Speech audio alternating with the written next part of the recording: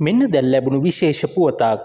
පවතින තත්ත්වයේ සැලකිල්ලටගෙන ඊට මුහුණ දීම සඳහා රජයේ සේවකයින්ට එළඹෙන බදාදා 18 දින සිට සෑම සතියකම බදාදා දිනවල නිවාඩු ලබා දීමට රජය තීරණය කර තිබෙනවා.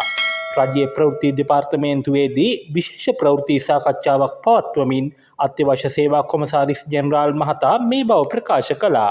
රජයේ සේවකයින්ට අමතරව සියලුම රජයේ පාසල් විශ්වවිද්‍යාල සහ අධිකරණ සඳහාද බදාදා දිනය නිවාඩු දිනයක් ලෙස ප්‍රකාශයට පත් කර ඇති අතර මෙය පෞද්ගලික ආයතනද අනුගමනය කරන ලෙසයි ඔහු ඉල්ලා සිටින්නේ.